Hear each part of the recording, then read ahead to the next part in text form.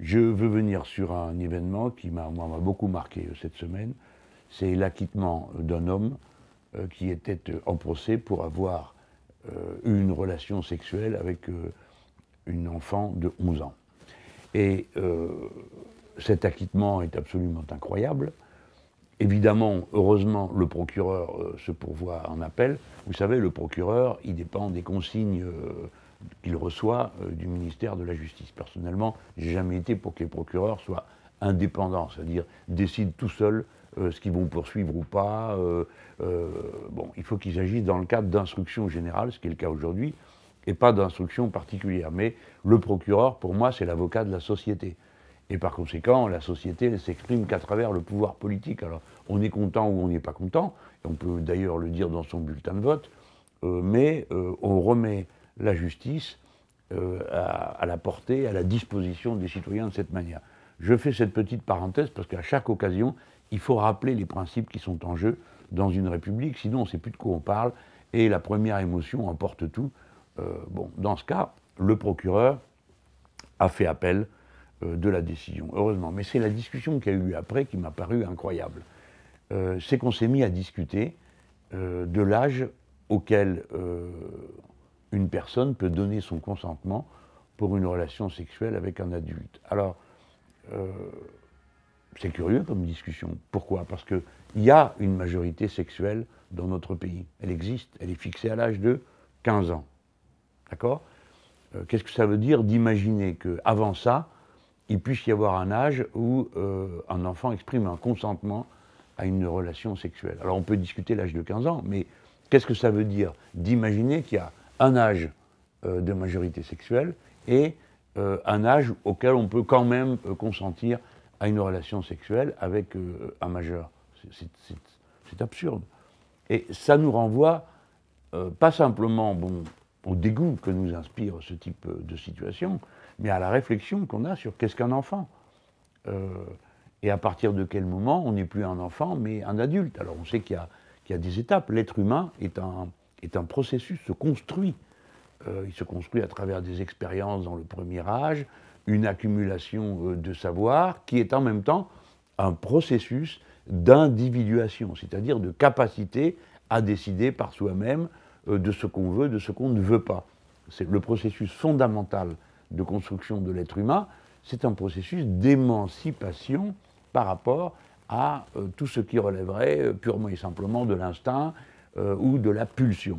Alors ça commence depuis tout petit, tout petit, tout petit, quand va se construire petit à petit l'existence individuelle jusqu'à l'âge où on commence à dire non. C'est à peu près 3 ans, d'ailleurs ils disent non à tout, parce que c'est une manière de se prouver, de vérifier qu'on est soi, comme d'autres expériences que va faire la construction de l'être humain. Donc il y a des étapes. Alors si ça vous paraît évident pour les bébés et les petits-enfants, il faut comprendre qu'on ne devient pas adulte comme ça, sur un claquement de doigts. C'est un processus et on est capable d'évaluer les étapes.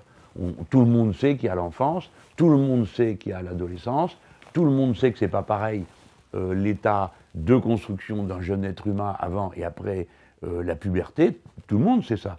Mais la puberté est une aptitude à engendrer, pas autre chose. Hein. C'est une aptitude. On peut dire aussi, par exemple, qu'un gamin de 8 ans ou 9 ans a une aptitude à utiliser un revolver. C'est pas pour autant qu'on lui dit, bah vas-y, fais comme tu le sens. Hein. Bon. Pour tout, il y a des règles. Et c'est l'apprentissage de ces règles qui nous rend libres. Parce qu'on les applique ou pas, ou on les applique de telle manière ou de telle autre. Notre liberté existe au prix des règles. Sinon, il n'y a pas de construction sociale ni individuelle possible. Alors là, j'ai été stupéfait de voir qu'on évoquait l'âge possible du consentement à 13 ans. Je ne comprends pas. S'il y a une majorité sexuelle à 15 ans, pourquoi il y aurait un âge du consentement à 13 ans? 13 ans. Puis après, quelqu'un va dire quoi? Le progrès, on pourrait descendre, hein, 11 ans, quand cet enfant a été violé. 11 ans, c'est CM2, d'accord? Un adulte qui a une relation sexuelle avec un élève de CM2. Bon, là, on parle de 11 ans, mais il a quand même été acquitté, cet homme. Donc c'est que le juge qui a décidé ça, c'est parce qu'il a trouvé dans les circonstances, dans la loi et dans sa propre évaluation, que c'était possible. Ben, nous, on ne veut pas. Alors, ça, c'est la première chose que je voulais dire. C'est pour ça que le groupe La France Insoumise à l'Assemblée nationale a interpellé le gouvernement et posé une question. Parce que, à ma surprise, je ne vous le cache pas, parce que j'ai de l'estime pour sa personne, Madame Belloubet a dit que c'était un débat. Non, pour nous, ce n'est pas un débat. Voilà, hein. Tous les pays du monde qui progressent en civilisation repoussent cet âge légal du consentement. Sinon, vous mariez des mômes à 8 ou à 9 ans ou à 10 ans. Il y a des pays où c'est comme ça, hein, c'est possible. Ben, pas nous. Nous, on ne voit pas la chose comme ça. Ça a été un long progrès pour arriver à comprendre qu'un enfant n'était pas un petit adulte. Jusqu'au XVIIIe siècle, c'est un débat qui a lieu. Quand Jean-Jacques Rousseau sort son livre L'Émile, bon, c'est très discuté à l'époque. Parce qu'on dit l'éducation, au fond, c'est un dressage. On n'a pas idée que le jeune être humain s'auto-construise à travers le processus d'éducation. Donc il ne faut pas croire que ça a été donné comme ça, de se rendre compte tout de suite. J'ajoute, quand on a envoyé les enfants travailler dans les mines, c'est pareil, hein, c'est parce qu'on avait une vision ou une définition de l'enfance qui n'est pas celle que nous avons aujourd'hui. Il a fallu des luttes pour qu'on arrête d'envoyer des enfants dans les mines à l'âge de 5 ans, comme le chant de Brel. Hein, d'accord? Il a fallu se battre. Il a fallu le code du travail. Il a fallu l'épouvantable accident de Courrières au début du siècle. Et la création, à partir de là, du code du travail. Donc, les amis, ne croyez pas qu'il y ait des choses qui vont de soi dans la société. Tout se discute. Nous, on discute les règles. On discute tous les droits de la richesse, on discute, mais les autres font pareil, hein, ceux qui sont d'avis contraires aux nôtres. Bon. Donc, le groupe La France Insoumise a interpellé le gouvernement et c'est Clémentine Autain qui l'a fait à l'Assemblée nationale. Nous sommes bouleversés, mais c'est aujourd'hui le droit qui doit être bouleversé. Il faut créer un seuil de présomption de non-consentement et le porter à l'âge de la majorité sexuelle, 15 ans, pour qu'il y ait un âge en dessous duquel le discernement et le consentement ne puissent être invoqués.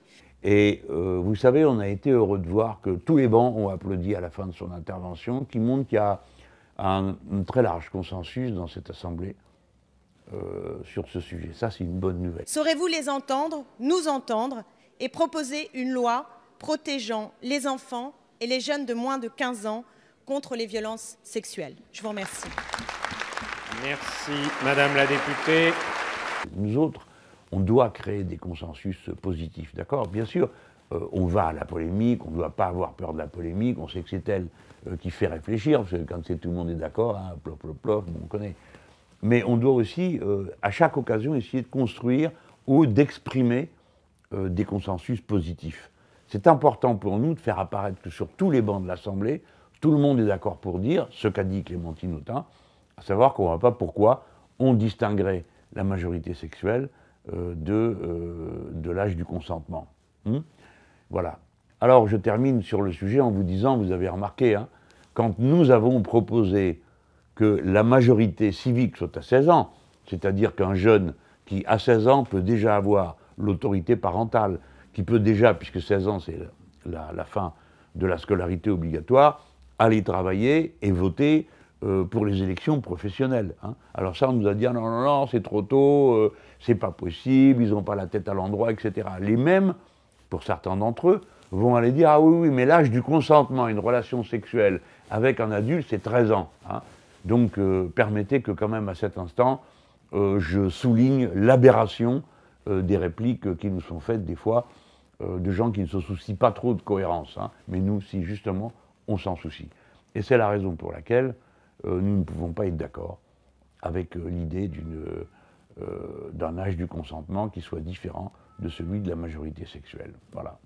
Je voulais vous dire tout ça parce que ça va être une bataille pour nous, cette question va revenir et nous ne lâcherons pas prise. Nous ne lâcherons pas prise sur le sujet.